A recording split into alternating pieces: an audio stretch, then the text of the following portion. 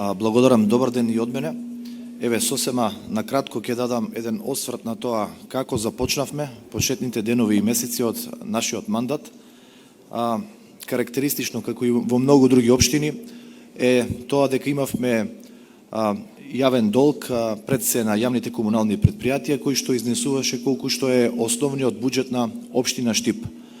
Нешто кое што со години не се сервисирало и кое што отпочнавме како нова одговорна локална власт на месечно ниво да го сервисираме и да го враќаме тој јавен долг, и можам да кажам дека за оваа година дена успеавме да вратиме 1 милион евра кон Министерство за финансии како прва локална власт која што направила исчекор во намалувањето на долгот кој што бил генериран во годините наназад.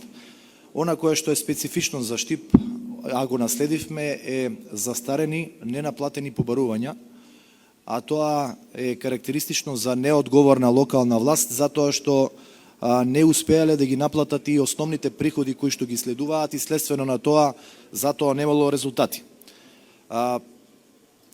Она кое што е карактеристично друго за нивното практично неработење е тоа што од година на година го намалувале обемот и облогот на основниот буџет, затоа што нереализираните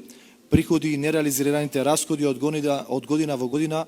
предизвикале да општина Штип, и покрај тоа што има зголемен број на објекти, на изградба на нови стамбени единици, сепак го намалува својот приход кој што треба да го наплаќа. Одлучивме со една посветена работа, благодарение на целиот тим кој што изминатата година заедно со мене работеше, пред се овде мислам на вработените во општина Штип, на советот на општина Штип, да направиме еден позитивен исчекор, и верувајте дека успеавме да го зголемиме основниот буџет за годините кои што следуваат. Очекувам и да го дуплираме, затоа што ги зголемивме и приходите, нормално ги зголемивме и расходите, но пред се во капитални инвестиции. Јас не би сакал да должам повеќе за тоа што било во минатото, ќе оставам малку повеќе време за тоа што планираме и што ќе работиме во иднина. Апсолутно. Вкупен износ, дефинитивно оваа е историска година во процентот на реализирани капитални инвестиции во општина Штип.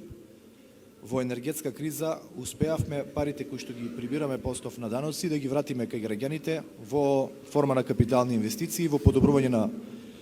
инфраструктурата целокупна. По број на проекти реализирани се 125 проекти, ако се одземат месеците кои што практично е забранета градежната сезона, тоа би значило дека секој ден или преку еден ден имаме реализирано или започнато со реализација на некој проект, што сепак генерира развој на општина Штип. Ако се прашувам дали е доволно и дали може подобро, секако дека можеме уште подобро, дека не е ово најдоброто од нас, со оглед на тоа што оваа година практично го рефлектираше она кое што го затековме. Јас сум убеден дека со едно подобро планирање и на приходната и на расходната страна, годините кои што следуваат ќе бидат попрепознатливи во насока на тоа, секако и во насока на генерирање на развој на општината и поголема реализација на капитални проекти. Сме во завршна фаза на долго најавуваниот и очекуваниот генерален урбанистички план во општина Штип, кој што практично ќе овозможи развој на општината и зголемување на приходната страна на буџетот, а со што ќе можеме да реализираме проекти со кои што ќе го задржиме приматот дека сме административен, образовен, културен центар во истокот на Македонија. Така да, јас се надевам дека оваа година впечатокот кој што, еве да кажам, е генерален, е дека се направија едни позитивни промени, дека се